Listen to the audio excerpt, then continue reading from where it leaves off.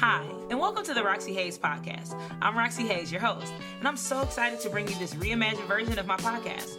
This is where I get to dive deeply into all the things I'm curious about, whether it's nerd culture, pop culture, relationships, or just a wonderfully weird and interesting world around us. To kick things off, I'm releasing some of my favorite episodes from my past shows, like Bedtime Bitching, Anti-Meridian, and Tell Me a Story, all under this new name.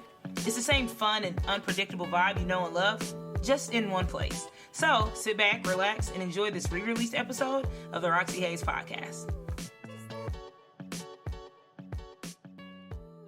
I just started. I gave it no start. Hey, I'm finna start. All right. So what's up, y'all? And welcome to the Roxxy Haze podcast, where we talk about all things nerdy, chaotic, and sometimes slightly controversial. Today, we're talking about Disney movies that did not get the hype that they deserved.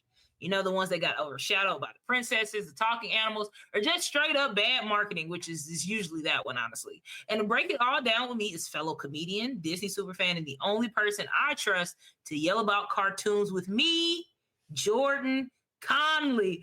Oh, so he's showing us his tattoos right now. Wait, what are those? Okay, wait. Is that okay? He has scar on one arm. No, but it's and the hyenas. What? Oh my God, hey, that's dope. That's and dope. This one is Timon and Pumbaa doing stand-up with ha ha ha. And then it's hard to see from this angle, but Mushu right there, and then Genie is my comedy arm. And I feel like those are some like iconic comedians, like not just the voices, but those are like some of the funniest characters. They have like some of the best movies, best quotes and stuff. You gave me the list of what I wanted to debate. I want you to know this was chosen on an eeny, miny, mo scale, because I could have did all of it. I could have did. There's just a lot of Disney topics, and I almost emailed you back saying, "I don't know, you choose." I was like, "I'll do all of these." I figured. I really tried to find some that I talked to a lot of Disney people, and it's always just like, "Oh, our favorite movies. Oh, this is this and this character." But I'm like, we don't really get to talk about. Disney has so many movies. And there's so many that go under the radar. And there's so many that people just do not talk about that are fucking iconic. Which, by the way, I will say, as a fellow Disney fan, I actually think it's boring having the "what's your favorite Disney movie" combo. Yeah, the same 3 movies come up almost all. It's like the Lion King, like 3 to 5. Aladdin. Yeah. You might hear Beauty and the Beast. You're probably gonna hear it's if we're talking Pixar. Or we'll get The Incredibles. You'll get some of the newer Pixar if we're talking Pixar. But if we're talking strictly Disney, you're gonna get Lion King. You're gonna get Aladdin. You might get a Little Mermaid. But it's definitely like you said, the Renaissance. Just that has nothing to do with the topic of the show. But I always like to tell people, and I'm telling you now, my favorite. I always give people 2 answers. I'll give you my favorite Disney movie just based on the classics, because it's always that, which for me is obviously Lion King. But my favorite that's separate from the movies we all know and love. It did get some love, so never mind. Big Hero 6. That's Big Hero 6 is fire, and it seemed like it didn't start getting love till like way after it came out. Yeah, I was gonna argue for that, for like underrated or whatever, but then I was like, no, it randomly picked up at one point, and then they got a TV show. They started putting on more merch. Yep, got a TV show. It was yeah, that's who did it. They were like, oh, people like Baymax. Like they that's their guy. They had go ahead. Oh no, I went to Disney literally like recently. Shout out to annual pass holder, key holder gang. But he got money. They had the Tadashi hat, and I was like, I don't know how I feel about that, because that's like low key sad merchandise. I don't want to wear that. That's low key sad. I've never seen sad merchandise. That's like having a shirt with Bambi's mom on it. It's pretty weird, and you're like, the show was stacked. Like nobody touched the hat, and I'm like, exactly. Bad. I don't know how I feel about this merch, but okay. I don't like this all the way. I don't really want to. So I'm with you. Lion King is definitely my favorite Disney movie. I have a Lion King tattoo too. I have the symbol on the wall drawing, and then I have like a little paint splash. The paint splash is fading, so I'm definitely going to add in some more paint splash. But then my other favorite movie I definitely would have to go with probably a Goofy movie. Probably a Goofy movie, and we're gonna talk about Goofy movie some more. But I feel like a Goofy it's coming movie, up. it has to. It's It's definitely coming up. like an iconic movie. And I'm not gonna talk about it anymore because I think the rest of my favorites are like some of the underrated ones. So, Jordan, we're gonna go ahead and get into the first segment, which is gonna be underrated, underappreciated, and undeniably good. So, what's one movie that you feel like deserves way more love, but it got completely overlooked? Okay, so I'm gonna just piggyback right off of what you said. But it's not exactly what you think. I'm in the minority very heavily on this. Extremely Goofy movie. Yo, okay. I'll let you go first. Okay. Because I have feelings. Oh no. Okay. So here's the thing. Extremely Goofy movie for me is it's pure fire. Okay. If you want to match it up moment for moment with Goofy movie, literally is right there. Every little nook and cranny of the struggle with the dad to getting a heartfelt moment to having a great musical number. Mind you, it's not an original Tevin Campbell hit, but yes, that's the fire moment. Oh, that disco moment, and then you get the finger. Their fingers, and I'm watching. Bro, like Extremely Goofy movie. One of the things that really helped hit more for Extremely Goofy movie is I kind of showed up late to the party on Extremely Goofy movie. I started really watching it, which is why it also is like an underrated thing. Is I started watching this thing in high school towards the part where they're like, hey, you need to start talking to your counselors about going to college. And I'm like, oh man, what's the stuff you hear about college? I randomly put on Extremely Goofy movie. And I was like, whoa, is this not what life is right now? What is like it related so hard. Like Goofy movie, us as kids, obviously it relates. But like Extremely Goofy movie, when you think about it, just think about your college life, that end of high school, senior year, going into college life, learning what college is about. Life is like a lot, bro. That's all on college campuses. I was blown away. Just like, mind you, I don't relate properly with the BMX stuff, but it's like in my mind, I just related to extracurricular activities in college. So it's like that hit home for me. So yeah, and the reason why it's neck and neck for Goofy movie for me is because Goofy movie is a brilliant movie, right? Extremely Goofy movie related to me more because in Goofy movie, my relationship with my dad at that time wasn't at all similar to that.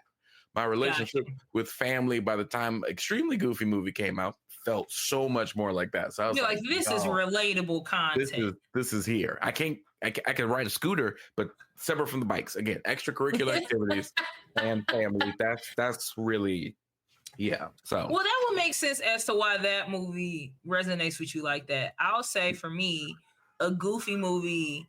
First of all, it was just one of my favorite movies. Like the music is dope. I was in love with Tevin Campbell.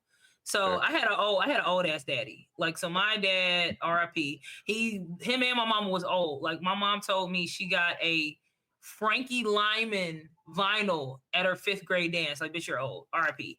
And so at your 5th grade dance? 5th grade dance. So we met someone. You're old. You're old. Because why were y'all dancing to that? And so like I didn't listen to rap till I was in middle school. Okay. I listened to like old R&B, specifically like Motown, but just R&B period. I was an old ass baby. So like Tevin Campbell, I used to love Tevin Campbell. Now this is going to be, now I'm just deep cutting it. But there was a song. Was that Tevin Campbell before I say the wrong thing? It was. Wait, let me type it first because I do not like being wrong. Wait, by the way, while you're typing it, I wanna ask, because if you didn't do this, you're fake. Please tell me you did the Can We Talk challenge. I know you had to. If you I didn't even know there was a challenge. No, mind you, it's old now, but it was like what was this? COVID? I think it was like COVID or something like that. It was the people do Can We Talk, just doing the song with the note and everything. No, I would have did that. I love that. No, so now I'm sad. Thanks, Jordan. But Tevin Campbell had a song called Brown Eyed Girl. Ooh. And it's like that. Brown Eyed Girl, come walk with me. That song. So I used to be like, oh, he's singing to me.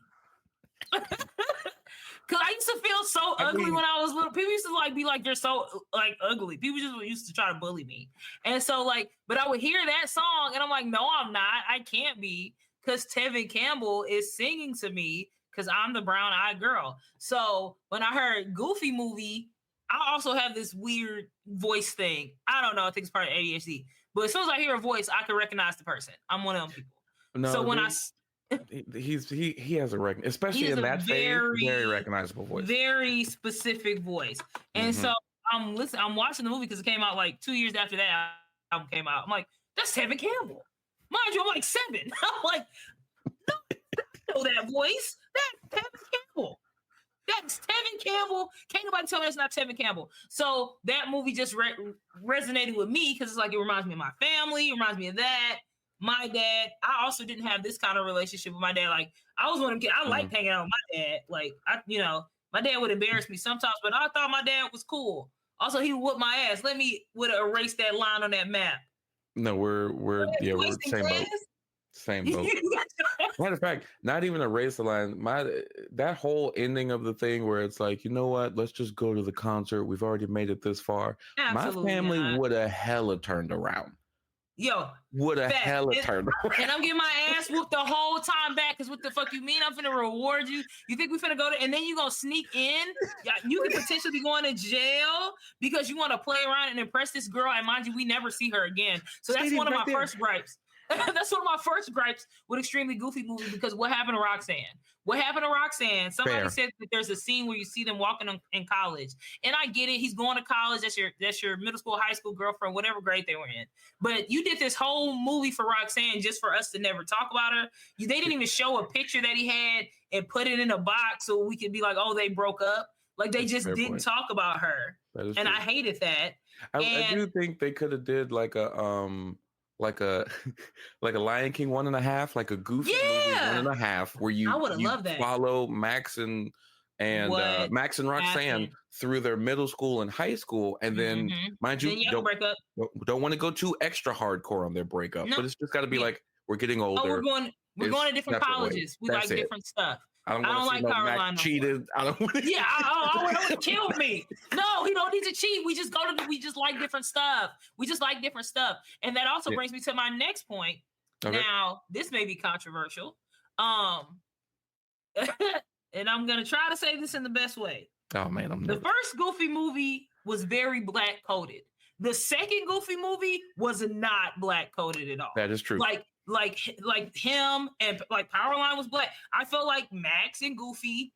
A lot of people like Max is mixed. I definitely agree. I think Max is mixed. So I feel like to me, what Extremely Goofy movie was and felt like to me was Max tapping into his white side. The first movie was him as a little black boy, and then the second movie was, oh, but I'm also white. So like, let me see what living white is like because I've been living with my black dad. So let me go tap into the white side, which, hey, if you're biracial, I understand why that would be what you're doing. And then that's why he was so embarrassed that his black daddy came to the school was because he had everybody thinking it was like, what is that movie called? What is that movie? I will say, let me confirm because I got to look up his name. I done already forgot his name because I think there's a very specific reason why he goes. No, not necessarily Maximilian. It's Bobby. Bobby is the sole reason why I think he really hits something. Check it. Like it's harder in Extremely Goofy movie like that, and then both of them, man. It's just you're watching them. It's not Pete, but PJ. Yeah. Which isn't PJ just Pete Jr.? Am I wrong? No, that's correct. Okay. So it's like even when you watch him, he's even more into like his spiritual and the essentially the life is what's the word? What's the word that I'm thinking of? Yeah, thank you. Like that hippie kind of vibe. Yeah, and it's hippie, hipster, those have never been black terms. Yeah, that's not our culture. So Max y'all was real into R&B. Y'all was real into, you know what I'm saying? Like, he put the suit on, learned the steps.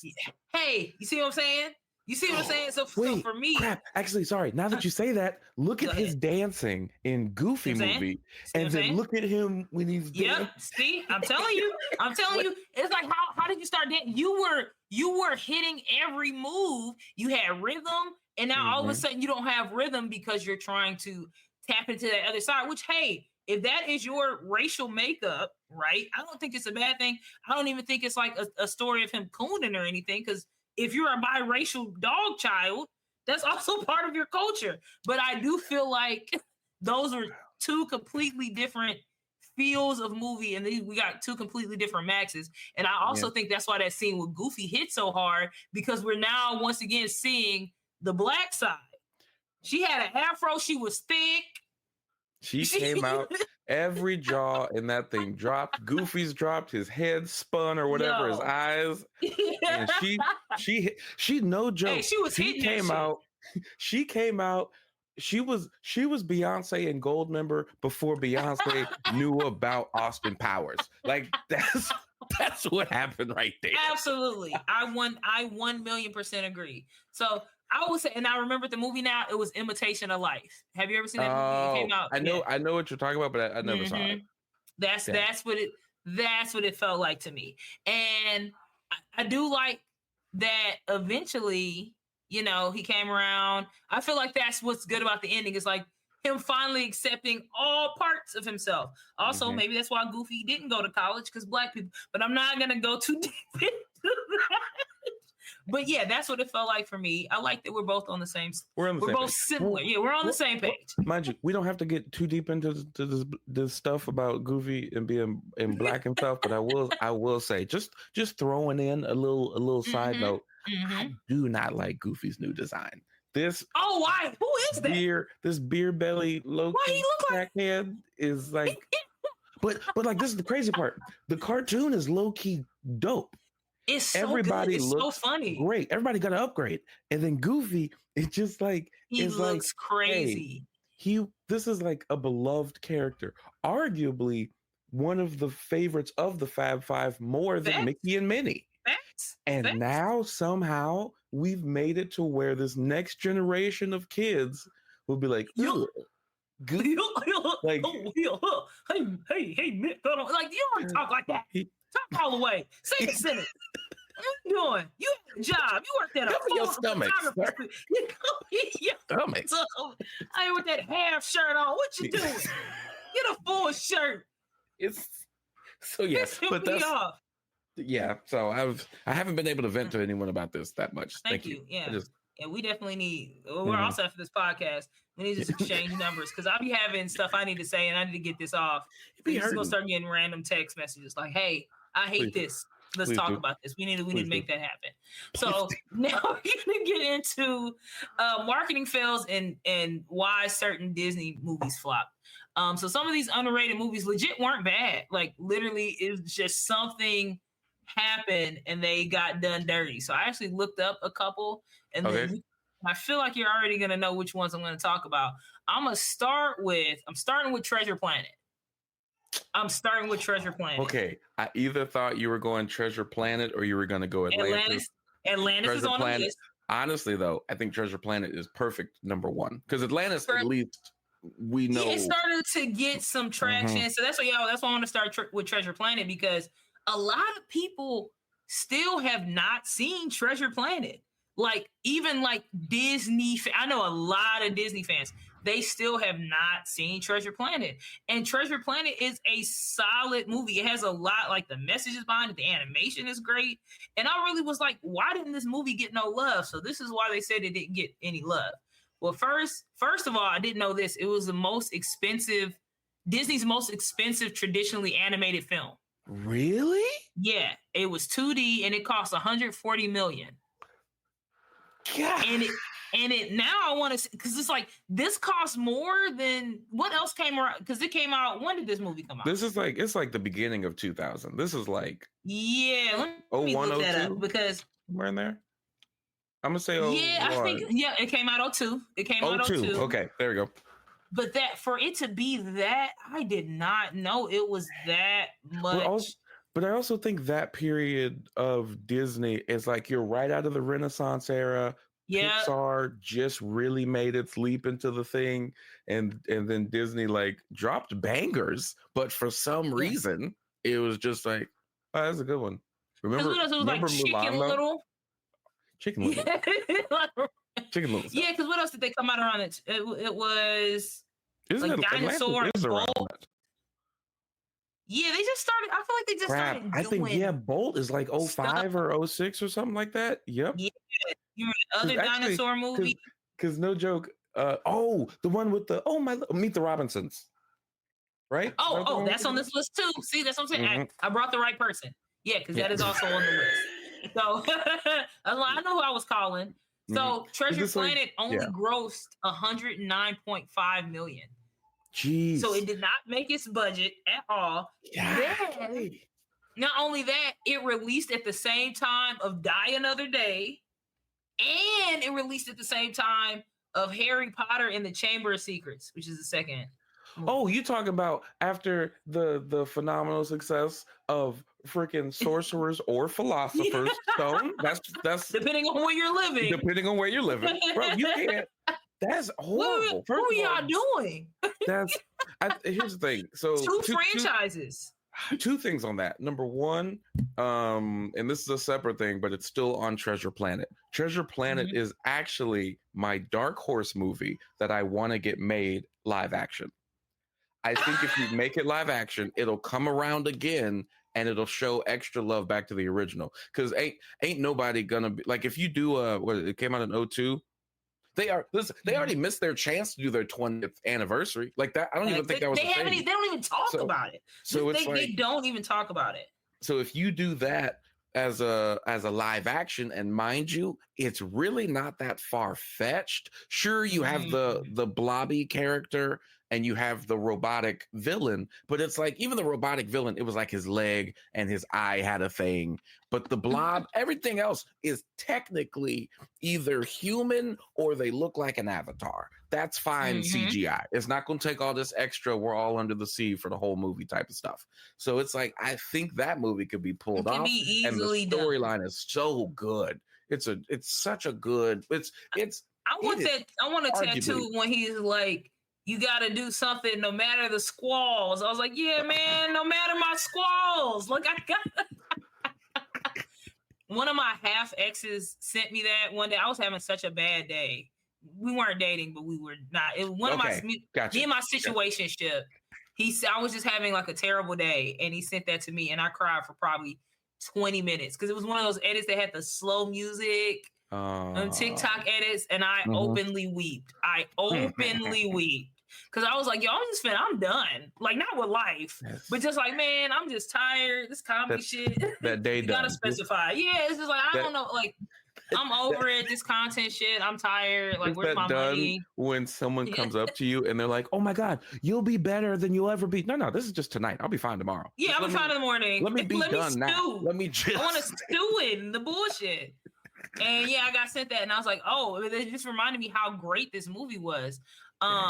Fucking great. But also, I just read too that this movie may have been part of the reason why Disney stopped wanting to do so much 2D animation, which would make sense. Y'all spent all of this money, it was hella expensive, and then it flopped. Because then after that, if I'm looking at the list of Disney movies, they, like you said, they started doing more Pixar, because then like we got Finding Nemo, The Incredibles, Ratatouille. Wow, it's like, yeah, I was like, why the fuck we still drawing? Like, what we drawing for? I mean, because technically, if you look at it at that standpoint, I wouldn't be surprised if you can take it all the way back to Treasure Planet and the flop of that, and fast forward to doggone Frozen, and they go, hey, this made a lot of money. Every movie after this will be in this animation. Every single movie. We save money. We know the system. All we got to do is drag and drop. Let me bring Elsa over here, change her hair, color her brown. Moana. Boom. We good, right? In there. We're in there. Sweet. Because the last one was what? Princess and the Frog was the last one, which did great. But like you're saying, Princess and the Frog did not do It ain't do Frozen numbers. Nothing really did Frozen numbers. Frozen, and then Wreck-It Ralph. They did Wreck-It Ralph. Inside Out. Hey, we're on the computer. Fuck this pen and paper. Fuck this pen and paper. I want some more pen and paper though. But I get it. If I took an L like that, I'd be mad too. So Treasure Planet, but it's still a good movie. We talked about Goofy movies, so I'll go into it really briefly because I didn't know this.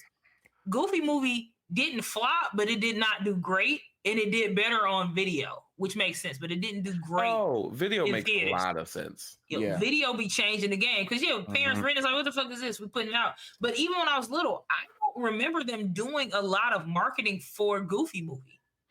I remember seeing it before other movies, like the trailer.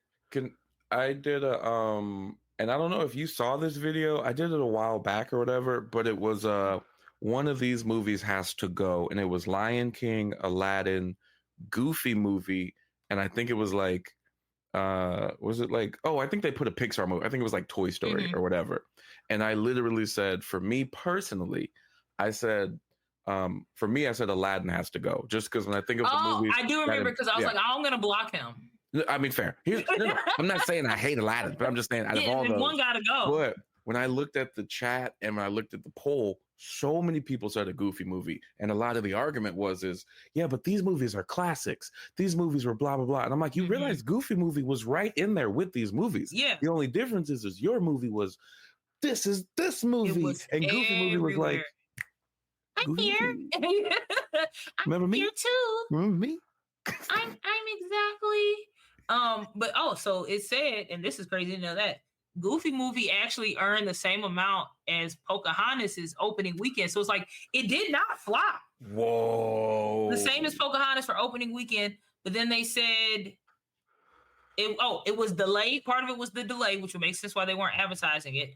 Then they almost shelved it.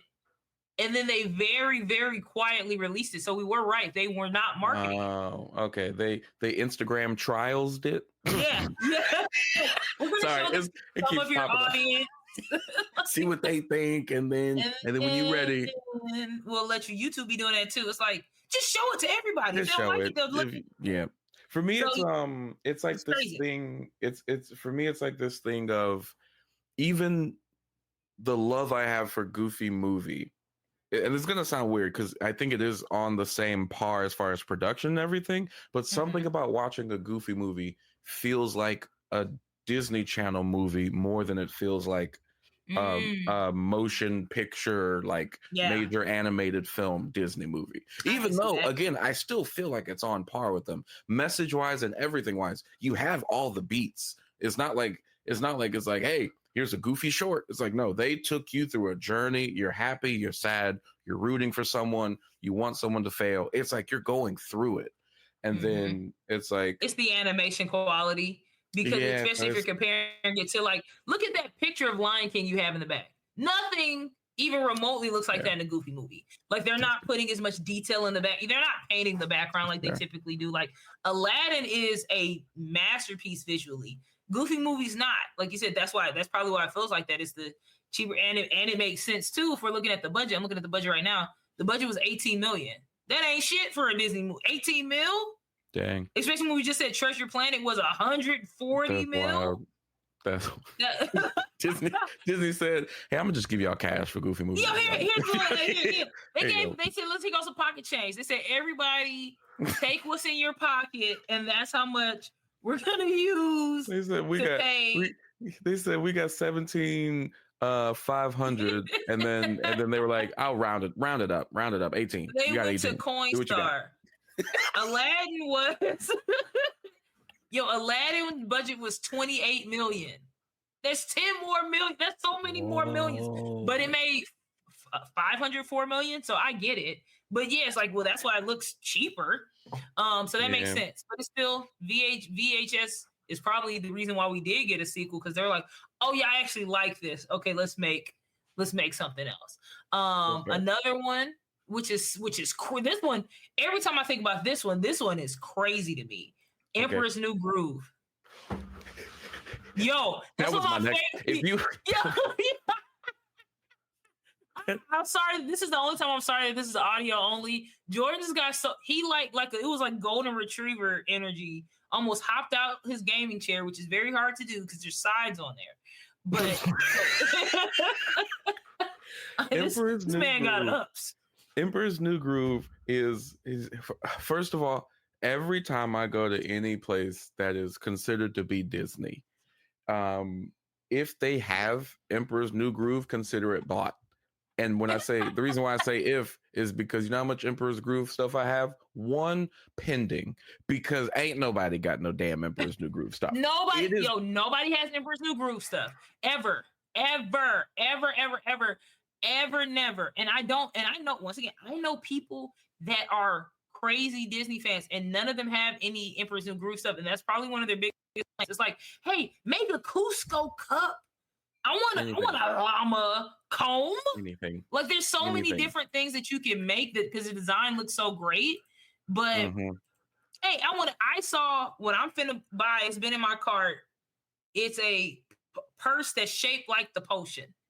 with the skull or the llama, but it's yeah, the llama thing on it. Yeah, because I'm like, I never. You don't see. I think I have one Emperor's New Groove shirt. And I found it at like Ross or something like that. And I was like, oh, I'm getting this. I didn't even know what size it was. If it was a small, I would have just squeezed in there. Didn't matter. Doesn't matter. Thank you. It's so good. For me, it's when you look at if and this is the only reason why he doesn't make my arm on this side. Krunk is a bad guy. If it wasn't for the fact that he's a bad guy.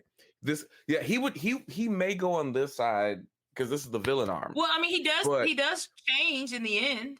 I mean, well, here's the thing: if I put him on my arm and this is the sidekick arm, low key, I'd have to be like, remember Emperor's New Groove Part 2, or sorry, Krunk's New Groove.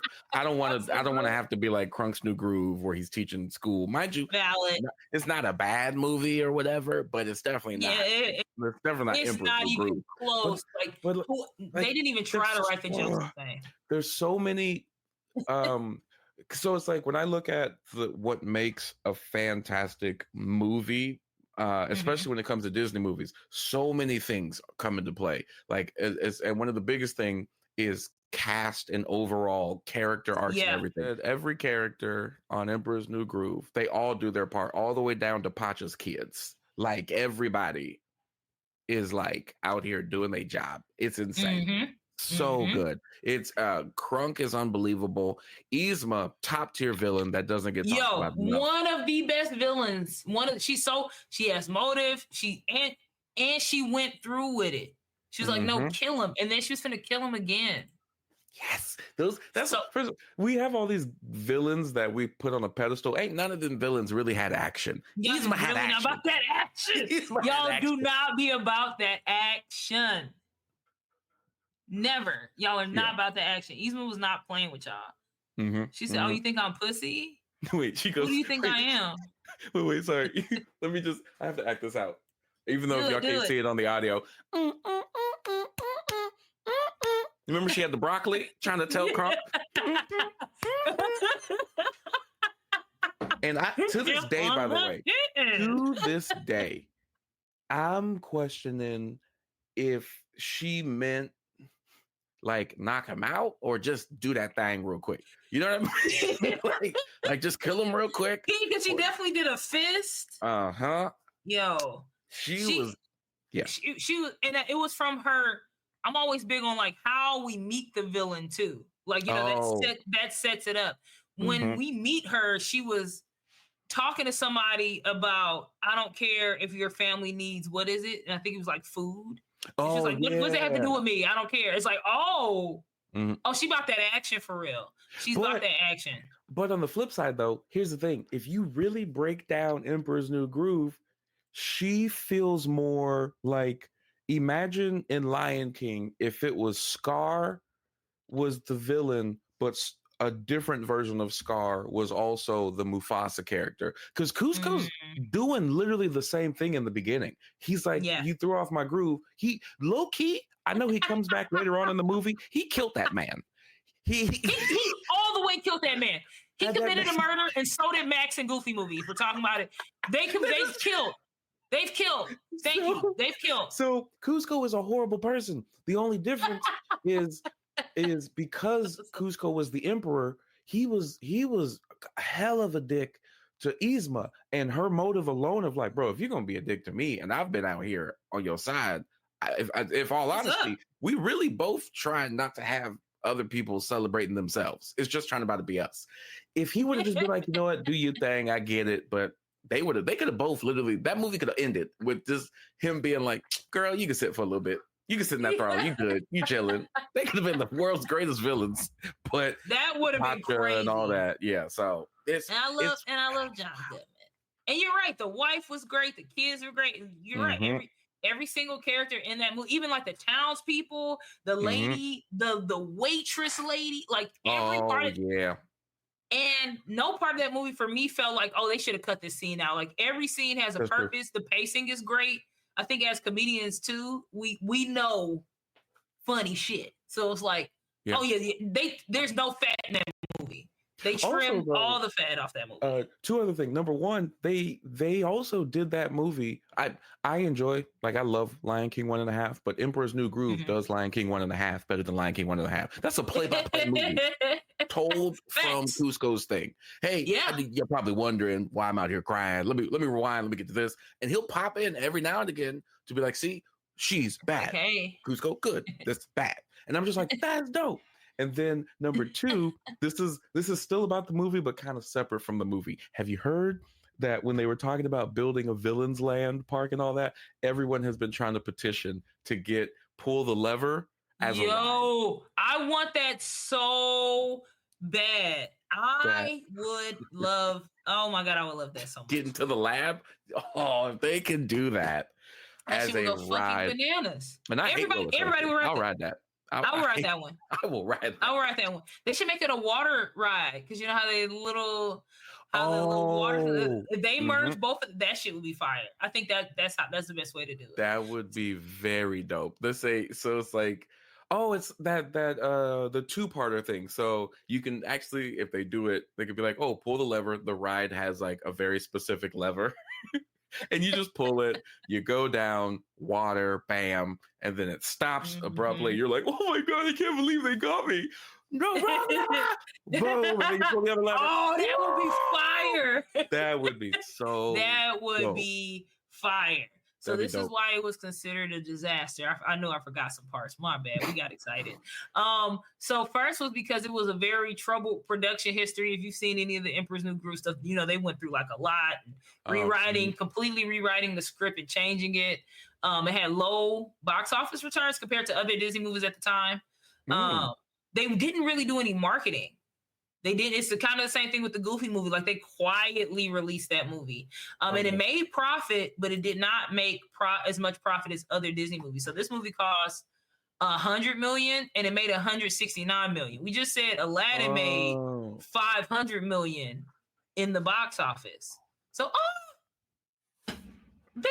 you're already in it. She doesn't. Sorry. She doesn't like me. Oh, it's okay. No video. It's fine. We're not. So Jordan's wife and baby just walked in. Oh my God. See, kids. Oh, she's just like, she said Jordan's wife and kid just walked in. Oh my God. See, kids, you can be a nerd and still be married. She brought him food, and it must be nice. We were texting because we ain't eating all day. So we were just like, we got food. So she made food. I'll be doing that. That's so cute. Oh, what a cute. But I do it with my child because I ain't got no man. But yeah, anyway, sad Disney stories. You got it. One. I'm gonna find one. I'm gonna find me a man at Disney. If you don't have a nerdy wedding, I want to tell you, I want to have. So my dream wedding. I'm gonna have to tangent real quick. This is the wedding I want, and you're definitely invited. Everybody I've dated long term has told me absolutely no, but I think they'll turn around. So I want a Disney wedding, but each of the couples are different Disney couples. And so it's like, yeah. And it's not like, it's inspired. It's like, no, like Pocahontas is going up the aisle in a canoe. Okay. It's like, I want. Okay. Here's the thing. I understood where you were going with it, but then you said in a canoe. I'm like, oh, your wedding gonna cost. So I have to marry a rich man, which is why I haven't got married yet, because I need you to pay for this wedding, because we are doing I want movie quality cosplay. Ooh, hold on, let me pause you. Let's manifest something different. You made it. You got it. I'm out here. But I don't want to pay for my wedding. Oh, okay. You rich still. I still got it though. But he okay. There we go. We have a better understanding. Okay. There we go. But that's why we cool. That's why we cool though. That's why we're cool. This is how we do it. It did. Oh, so it found, just like Goofy movie, it found more success when it released on VHS, and it was the best selling VHS of 2021. That's crazy. Dang. Oh, dang. That is actually crazy. Yeah, for it to be like, oh, okay, we kind of made some money. Whoa. Oh, but the best selling, because what else came out that year? 2001. 2000. Let me see. VHS 2001. And we're gonna have to do a part 2 of this episode because this is crazy. We are. Look at I'm looking it up Odyssey. too. Like best-selling Disney movie or just best-selling movie? No, best-selling VHS of the year. Oh shoot! That's what I'm saying. Okay. Like it was. Whoa! I will say I'm looking at 2001. As far as I see right now, not another teen movie. You got Black Hawk Down. The Ugly, and people were also releasing DVDs by that point too. True. Oh, 13. Bow Wow.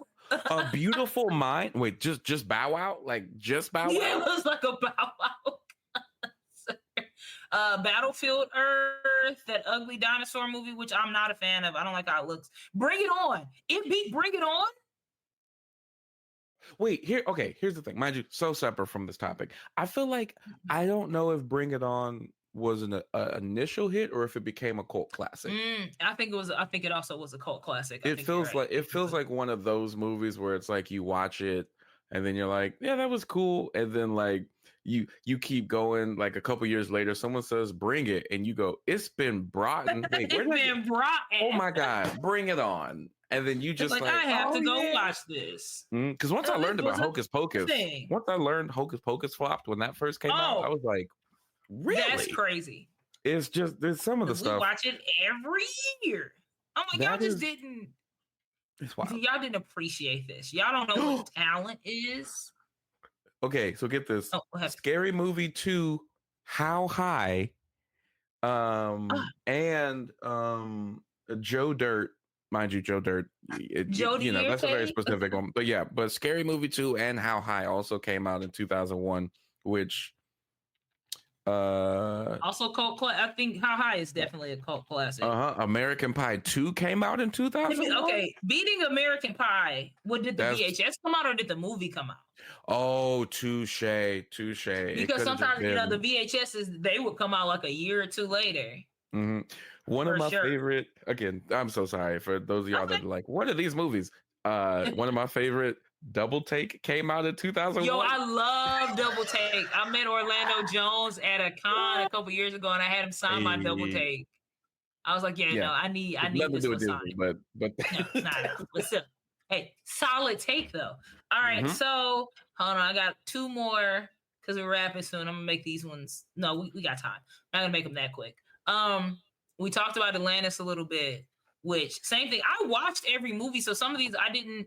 Well, I knew Atlantis flopped, but like you said, more people were talking about Atlantis than they were Treasure Planet, which is wild. Like I don't really hear people talking about Treasure Planet at all, but I've seen Atlantis cosplays. Like everybody cosplays. What's her name? And we know why. But that is when that cosplay comes out, heads turn. That's Hey, as soon as I got this half pack, it's over. Okay, it's a wrap. That's how you know. That's how you know when I got some money, Jordan. When you see me in that cosplay, you're like, Roxy's made it. Her dreams are coming true. And so they're saying it flopped, but I'm looking at the budget. Well, it's still just not as big when you think about the once I saw Aladdin, it makes sense. So the budget was between 90 and 120 million, and it made 186.1 million. So that's a pretty big budget. Yeah. They used more CGI in this one. Treasure Planet used some CGI too. They said this one used more CGI with the hand-drawn animation. And this was also when people started wanting more CGI. So we have to remember that too. People were like, "Oh, traditional animations. Oh, we want computers. We're of the new millennium." Because it's 2001. Everybody in 2001 was sucking computers off like crazy. And it's like, let's calm down. Let's calm down. But I still think then it comes down to it at a certain point where it's like you named two movies that didn't necessarily flop, but they just didn't. They didn't do great. It just feels like Disney didn't want to back it further, which is so wild. Because I'm just like, if you made the money back and you got more money, but mind you, Atlantis is better obviously than Treasure Planet and Goofy Movie for what they made back. But it's like, what, you didn't think to go? Actually, no. You know what? Let me take that back. I did forget they did make a second Treasure Planet, so they did try to go further. They made a second Atlantis. Sorry, Atlantis. Like they made a second Atlantis. Did you see that one? I didn't even see that. I didn't even know. I didn't watch it because it's that thing that you do when they're like, "Hey, we're gonna make a new one." Guess what's different? The animation and some of the actors. Yeah. Why is she light skinned? When they did that, I hate when they do that. Stop whitewashing. I don't remember if it was Mulan 2 or if it was. Oh, that one pissed me off. I'm like, this doesn't even have the same tone or feel. Why are y'all making it funny? You got the guy that sounds like Eddie Murphy. Hell no. don't do this. Hey, I live. It's like, that's not him. I know his voice. I hate that. We're not stupid, and I'm 7, and I can still tell the difference in voices. I'm not a dumbass. But so, yeah, they pretty much said that this is why the movie flopped. There's several reasons. One was, which makes sense, Disney had not yet perfected this is kids, but we're doing deeper storytelling because we're just coming out the Disney Renaissance. Lion King, there's death and stuff, but the story still feels light. But then now Disney's definitely started getting into darker tones, darker movies. So they felt like this one was way too adult for kids. There was more action. There wasn't song. There wasn't musical. It was like, hey, sit down and watch this movie and shut up. Yeah, there wasn't any cut between it. And it was now this is where they fucked up, just like they fucked up with, was that Treasure Planet? When they released it. So it was competing with Dr. Dolittle 2, which also had Eddie Murphy, who was huge at the time. They're competing with Fast and the Furious. They were competing with Lara Croft, Tomb Raider. Ooh, Angelina Jolie. Yep. Yes. And they were competing with Shrek, which had crazy marketing. Shrek was getting marketed to hell. Yeah, Shrek was the game changer when people started to be like, oh dang, okay, DreamWorks is here, guys. Oh yeah. DreamWorks. It's like, y'all making movies too. Mm-hmm. So yeah, I think, and they didn't do any marketing. I mean, it did get an award for best sound editing at the Golden Reel Awards, which I didn't, and then it got nominated for some stuff, but it just didn't. It didn't go further than that. Yeah, it didn't go further. It should have. If you haven't seen it, you definitely should watch it. But yeah, you're not winning over Shrek. First Shrek. Yeah, I mean, honestly, the first two Shreks, you kind of struggle. The rap. But it's but also here's the thing though, because I don't know if I don't know if I could put all of the blame on Disney not pushing it, because the reason why I say when Shrek came out, people were like, oh, DreamWorks is here. You got to remember, freaking El Dorado and all these movies came out before Shrek. And El Dorado is low key around the time of Treasure Planet, I think. I think that was it was somewhere, and El Dorado is a cult classic. It's a very underrated thing that DreamWorks has done. So it's I wonder if it's just that year period where it's all these other movies were those years, regular blockbuster films are really hitting hard. And then they were our generation was kind of yeah, I saw it, but did you also? Yeah, we were phasing out. Yeah. Well, that makes sense too. They weren't appealing to the next wave of kids. Mm-hmm. Because we were all right, that's enough of that. And that's why when Shrek hit, because Shrek just started making fun of everything. And it was like, yeah, that is kind of the humor around that time. Just we're getting older. Some of the stuff, I'm not about to be babied. Be like, oh, I'm in a tower. Yeah, I'm not about to get. I'm not your. What you think I'm doing? My job is to take you back to Lord Farquaad. He gonna do his thing. He ain't about to come hey, get you. I ain't got time for this shit. I don't give a damn. Like, whatever. I'm here for my bread. Let's go. Yeah, it was a different dynamic we hadn't seen. And speaking of Road to El Dorado, I just looked it up real quick. Budget was $95 million. It made 76.4. Ooh, no, that one flopped. Okay, never mind. That was a flop. You said, "Oh, I'm sorry." And here's what's crazy: it had a bigger seeming push than Atlantis because they had it in a double trailer with Chicken Run and on the home video release of Prince of Egypt, which was going crazy, and it had a promotional campaign with Burger King. So you had no reason to do bad. You had no reason to do bad. Yeah, that's you just fault. Were doing bad. And then the last one we're going to talk about before we wrap is the one that you mentioned earlier, which I'm very excited to talk about, was Meet the Robinsons. Oh my God. People be sleep on I just watched Meet the Robinsons a couple weeks ago. Wait, like for the first time? No, for like the 12th time. Okay. But Gotcha. You look so disgusted. No. I was like, I'll just randomly rewatch it. Oh my God. I didn't watch it when it first came out. I definitely watched it later, I think, because I didn't even know about it. And I say that like as a deep Disney fan. I watched it late too. I think I watched that I definitely watched this in high school because it's a later movie in general. Because it came out 2007? Yeah. I was already grown. I was like, I had just graduated. Oh no, 2007 for me. Oh my gosh, was that my freshman year? My guy. oh snap! It was freshman year, but I didn't even watch it freshman year because I'm too busy trying to figure out how to be the football captain, whatever. He's like, were you? No, I wasn't. I did win defensive MVP freshman year. You better talk to him. And then I didn't make varsity after that. But the point is, I was occupied. I was occupied. And I think I ended up watching Meet the Robinsons well after it had already been on DVD. No damn. Yeah. So, but it's incredible. Little baby. Me too, though. I think somebody, because at that point, like I said, I just graduated high school. I was still watching some Disney movies, but yeah, by that time it's like, okay, this looks baby. I don't necessarily know what this is about. I'm grown. I'm in college. But I saw it. Some whoever I was dating ended up showing it to me. But yeah,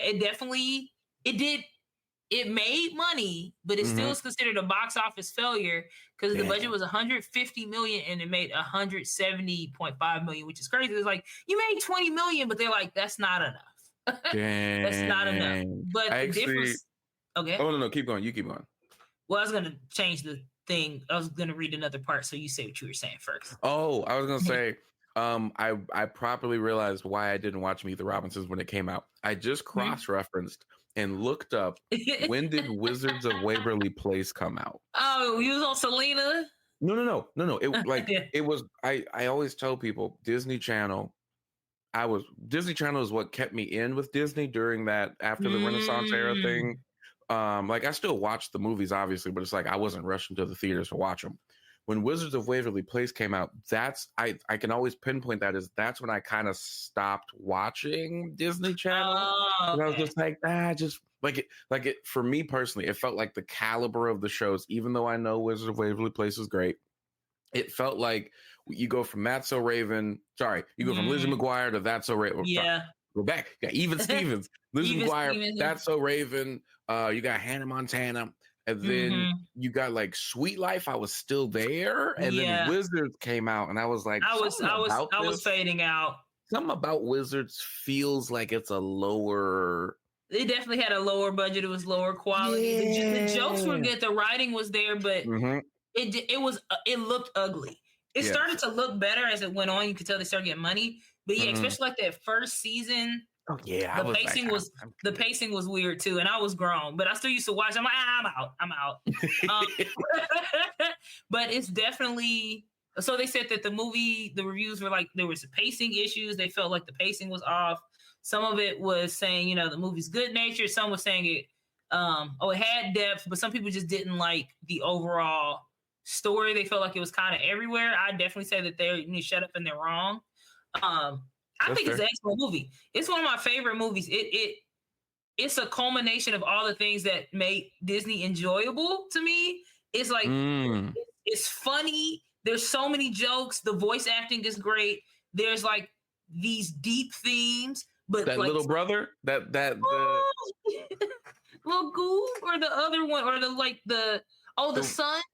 yeah, thank you. The one who always had the dark eye circles. Oh no, yeah, Goob. My favorite part is when he's walking through the school and they're like, "Hey Goob, I love your notebook. Hey Goob, you want to come play with me?" And he's like, "They all hated me." It's like, yeah, but that was just such a crazy. That's so Yes. sad. And then for him to get it at the end, it's like all of it culminates in Wilbur looking for his family, for him to meet his family the whole time. It was just like every part of this is great. He gets adopted. He's Mm-hmm. They're showing different types of family. I always think that's a cool aspect of Disney. Like as a person that grew up with a single father, I love seeing all of these different types of family. Like, yeah, they be killing the parents off, but it's always cool Well, to but I see. mean, for them to talk about Meet the Robinsons is kind of all over the place. I kind of look at Meet the Robinsons as, I don't know. Whenever I think of Disney, and I don't mean this in a bad way, but I Mhm. think of Disney as like, hey, here's the thing we're going to give you, straightforward, you get what it is. If you want creativity, we got Pixar. Okay. Meet the Robinsons felt like Disney was like, let's tap into the creativity a little bit. Let's see what we can Mhm. rock with. And you get this Disney Jimmy Neutron with an M. Night Shyamalan twist or whatever. And you're Yo, it's like, crazy. whoa. So And for this me, is I for don't think it's all over children. the place. Yeah, 100%. And I'm like, that's great. With big head and little arms. That's such a kid line. That's a baby line. And I'm just, It's so mhm. good. It's so funny. And to your point too, it's not all over the place. It's a concise story. It's like, yes, time travels, all of this, but it's like everything is connected. Everything is Mhm. connected. It's understand it. There's no holes in the plot. You see all of this stuff, and I really do think like that's one of those movies where like that's a good ass message for kids. It's like, yeah, the keep moving forward and keep going and keep pushing past your circumstances, and your circumstances don't define you, and the whole like you can find family anywhere, you build your family, you make your family, like that It's shit sick. resonates with a lot of people. That's It's just it's fire. beautiful. It's You know, fire. It's ain't really fire. 95 minutes. We get in, we get out. That's Oh, what it is? yo, it seems so much longer because the story's crazy. It's 95 Oh, minutes. this movie is quick. Oh, This is snap. that's the like, what are y'all talking about? Here's Angela Whoa. Bassett. Angela Bassett. She don't be doing no bullshit. She really don't. She really don't. If she's in a Jim movie, you just gotta Carrey. trust it. You just gotta trust it. Jim Carrey's in there. Like they got Tom Selleck to play the daddy. That's why they do that Tom Selleck joke. Like it is, yo, That's great fair. movie. Like, Here's a question because I know you're trying to finish it out because you gotta go and stuff. Can I throw you okay, please, can I please throw it in. can I throw you a new one? Yes, ooh, A yes. newer one. Mind you, is it fire? That's up for debate. Mhm. But I actually really like the new Haunted Mansion. Is it good? The one with who's in this one? You Lakeith got Stanfield, right? Lakeith Stanfield, Tiffany Haddish, you got Danny DeVito, Jamie Lee Curtis. I feel like there's another celebrity in there. So here's the thing. I think the movie's good. I don't think all them celebrities need to be in it at all. But That's why I didn't want to watch it. It was too celebrity heavy. fair. But the issue with that movie is I don't think Disney, and mind you, this is just me going off of my thoughts from paying attention to what I saw. I remember I saw one trailer for that movie, never saw another trailer, but on Instagram, it was like, hey, Jamie Lee Curtis is at Disney, and I'm like, okay, that's what's up. That's not, that doesn't make me want to see a movie. That just makes me wish I went today. Like, I'm watching this stuff, and then literally no joke, that was all the marketing I knew. Never saw any trailer, never saw nothing about anything, and then they just committed to the release. You know, this movie came out during the Barbenheimer stuff. And that's what they keep. Why y'all keep dropping stuff? I would drop a mixtape during that time because that shit was crazy. Like nobody's coming to see nothing that you're talking about. It's just nobody cares. I understand that it costs money to do stuff, but sometimes you just got to take a leap of faith and be like, hey, if I need to go stack some bread real quick and pick up a part-time just so we can push this date, I will do it. I'm not about to come out on Dune 3. We are no, are you crazy? Are you crazy? Cancel my shows. It's a wrap. Nobody's coming to see. I did a show one time on the Super Bowl and I forgot, and I had sold out the show. And then the night of the show, it was 8 people in there. I said, oh, yeah, this will never happen again. This will never happen again. This is the last time. But thank you so much, Jordan. We definitely are gonna have to. I'm definitely gonna have to have you come back because I want to go into some Disney deep cuts. But that's gonna be a separate episode. We're gonna talk about some Oliver Twist, some Brother Bear. Like, yeah. Okay. Yeah. So we're gonna have to figure out a day for you to come back because it's not many people that I can go Disney for Disney with. So this was definitely an enjoyable conversation. So before we go, tell the people where they can find you and anything you have coming up. LOL Jordan. If you type that in on social media, it'll pop up. It's the same handle on all things. And what I have coming up, dang, oh my gosh. I don't even know when this is releasing. So great. Follow me on the socials. I post the stuff when it happens. Oh, you know what? Let's go bold. Check out my new movie coming out. I don't have one. Oh, just in case. No, you'll have one. Matter of fact, let me do it this way. I can't talk about it. It's an NDA, but all I'll say is Marvel. That's all I'll say. I don't want to say nothing else. So be on the lookout for that. Keep it on the hush, guys. 2027. No. 2026. Be on the lookout. There we go. There we go. There might be a delay, so maybe we'll be looking out 2027. 2020. Yeah. 2026. Hopeful. 2027. Be on the lookout for that. So thank you so much to Jordan. I really appreciate it. Make sure y'all follow him. And if I didn't talk about your favorite underrated Disney movie, well, that's on you. Make sure to subscribe, follow Jordan, and tell a friend. Until next time, make sure to stay curious, keep wondering, enjoy the things you love or don't. I don't give a fuck. I'm not your mama. See y'all later. Bye. Bye. I don't give a fuck. If you enjoyed this episode, be sure to follow me on social media at Roxxy Haze, ROXXYHAZE. And if you'd like to support the show and get access to exclusive content, visit my Patreon at patreon.com/Roxxy Haze. Don't forget to like, comment, subscribe, and turn on notifications so you never miss an episode. See you next time, and stay curious.